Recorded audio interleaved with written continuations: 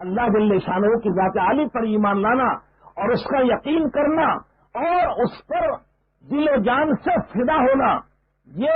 بنیادی چیز ہو۔ اللہ جل شانہ جیسے اللہ تعالیٰ نے فرمایا وما خلقت الجن والانس الا لیعبدون، کہ ہم نے انسانوں اور جنات کو عبادت کے لیے پیدا کیا ہے، اے لیعرفون، کہ اللہ کی معرفت کے لیے پیدا کیا۔ یا من لا تراہ العیون ولا تخالطه الظنون ولا يصفه الواصفون،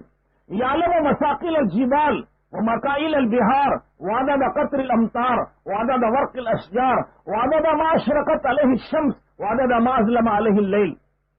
کہ اللہ جل شانہ کی ذات وہ جس کو نہ آج تک کسی نے بیان کیا نہ قیامت تک کوئی بیان کر سکتا ہے۔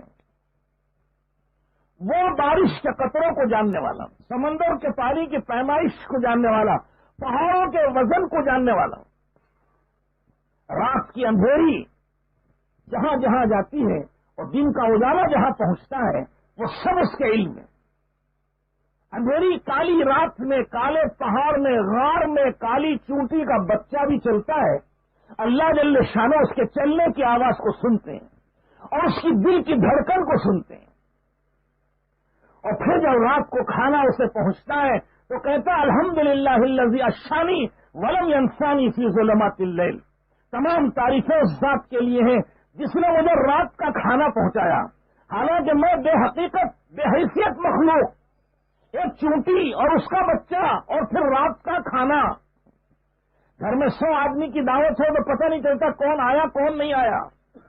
آدمی بھول جاتا ہے، اور یہاں 18,000 قسم کی مخلوق، ہر مخلوق کے کروڑوں اربوں خربوں افراد، اور سب کو روزی دینا، اور پھر رات میں بھی نہ بھولنا، اور چونٹی کا بچہ وہ حیثیت ہی نہیں رکھتا، لیکن اللہ جل شانہ اس کو بھی نہیں بھولتے، رات کا کھانا اس کو بھی پہنچاتے ہیں اپنی جگہ۔ 30,000 فٹ گہرائی کے سمندر میں رہنے والی چھوٹی چھوٹی مچھلیوں کے بچوں کو بھی اللہ جل شانہ پرورش کرتے ہیں اور اس کو بھی وہاں اس کی روزی پہنچا دیتے ہیں۔ دنیا میں کہیں آپ نے نہیں سنا ہوگا دہلی کی کسی سرکل پر اور کسی چوراہے پر کوئی کتا بھوک سے مر گیا ہو، کوئی بکری بھوک سے مری ہو، پوری دنیا میں کہیں ایسا ہوتا ہوا نظر نہیں آئے گا، کیونکہ یہ تو اللہ کے ذمے ہے۔ وَمَا مِن دَابَّةٍ فِي الْأَرْضِ إِلَّا عَلَى اللَّهِ رِزْقُهَا، کہ روئے زمین پر جتنے جاندار ہیں سب کی روزی اللہ کے ذمے ہے۔ جب وہ ایک چونٹی کے بچے کو نہیں بھولتے، ایک مچھلی کے بچے کو ہزاروں فٹ گہرائی میں رہنے والے کو نہیں بھولتے، اور رات کے اندھیری اور غار میں رہنے والے چونٹی اور اس کے بچے کو نہیں بھولتے، تو انسانوں کو کیسے بھولیں گے؟ اور پھر انسانوں میں ایمان والوں کو کیسے بھول جائیں گے؟ اور ایمان والوں میں اہل علم کو کیسے بھول جائیں گے؟ اہل تقوی اور اہل صبر کو کیسے بھول جائیں گے؟ ان کی تو برکت سے ساری دنیا کو روزی مل رہی ہے۔ اس دنیا میں اگر کوئی ایک بھی اللہ اللہ کہنے والا نہ ہو تو قیامت آ جائے، نہ کسی کو کھانا ملے نہ کسی کو پانی ملے، نہ کسی کو زندگی کا حق حاصل ہو۔ یہ جتنے انسان جی رہے ہیں سب ایمان والوں کے صدقے تو فیل میں ہیں۔ جب ایمان والے دنیا سے چلے جائیں گے تو پھر اللہ جل شانہ اس آسمان اور زمین کو توڑ پھوڑ کے ختم کر دیں گے، پھر نہیں باقی ہوگی وہ۔ بہرحال بزرگوں اور دوستوں اور بھائیوں، یہ بنیادی چیز ہے کہ اللہ جل شانہ جیسے اپنی ذات و صفات میں ہیں وہ ہمارے دل و دماغ میں، رگ و ریشے میں، گوشت و پوست میں، ہڈی و گودے میں اتر جائیں، جسے ہم پہلے ہی دن پڑھتے بھی ہیں اور زندگی بھر پڑھاتے ہیں، آمنت باللہ کما ہوا باسمائہ و صفاتہ وقبلت جمیع احکامہ، کہ اللہ پر ایسے ہی ایمان لاتے جیسے وہ اپنی ذات و صفات میں ہیں، اور اس سے تمام احکامات کو دل و جان سے قبول کرتے ہیں۔ ایک جماعت احمد آباد میں گئی اور وہ اسٹیشن سے مرکز جانا تھا، ٹانگے میں سوار ہوئے تو وہ ٹانگا غیر مسلم کا تھا۔ امیر صاحب کو خیال ہوا کہ اس ٹانگے والے سے بھی کوئی بات کی جائے، بات براہ راست ایمان کی بات کرنا ہو سکتا ہے شاید اسے غصے کا ذریعہ بن جائے۔ انہوں نے حکمت سے بات شروع کی، کہنے لگے میاں یہ گھوڑا تمہیں چلاتا ہے یا تم گھوڑے کو چلاتے ہو؟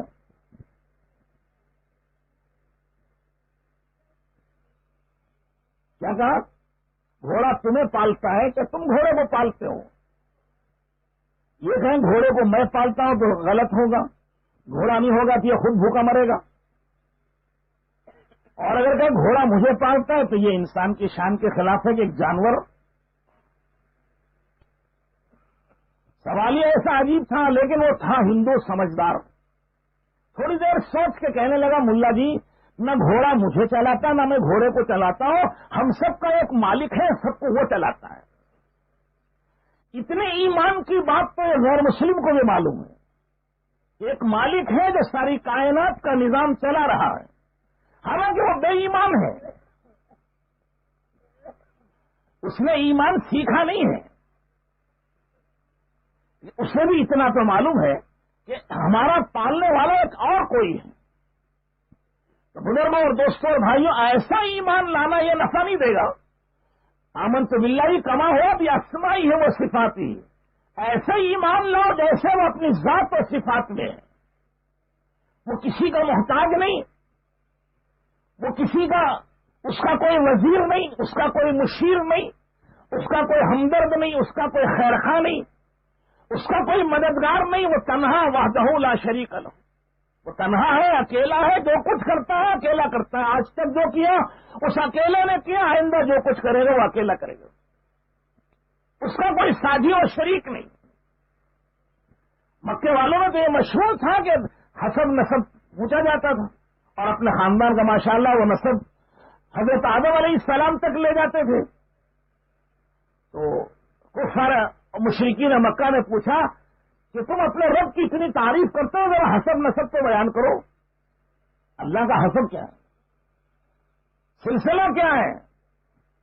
تو اللہ تعالیٰ نے نازل فرمایا قل هو اللہ احد اللہ الصمد لم یلد ولم یولد ولم یکن لہ کفوا احد، یہ اللہ کا حسب نام کہ وہ اکیلا ہے اور وہ کسی کا محتاج نہیں ہے، وہ بے نیاز ہے، نہ وہ کسی سے ہوا نہ اس سے کوئی ہوا ہے، اور نہ کوئی اس کے برابر کا ہو سکتا ہے، اس کے آگے کی تو دور کی بات ہے، اس کے برابر کا بھی کوئی نہیں ہے۔ تو میں نے عرض کیا کہ بزرگوں اور دوستوں اور بھائیوں، اللہ جل شانہ نے اس کو دل و دماغ میں اتارنے کے لیے حضرت محمد رسول اللہ صلی اللہ علیہ وسلم کو حکم دیا، اور آپ علیہ السلام نے اسی ایمان کی محنت میں تقریباً 11.5 سال تک صرف دعوت دی ایمان کی۔ 5 وقتہ نماز فرض ہوئی وہ معراج سے سال بھر پہلے، 1.5 سال پہلے، معراج میں فرض ہوئی ہجرت سے 1.5 سال پہلے، اور ہجرت ہوئی 13 سال میں، تو 1.5 سال پہلے کا مطلب 11.5 سال، نبوت کا 23 سال کا زمانہ، اس کا آدھا 11.5 سال، تو اس 11.5 سال میں اللہ جل شانہ کے اور کوئی احکامات نہیں تھے، صرف ایمان کی دعوت دینی تھی۔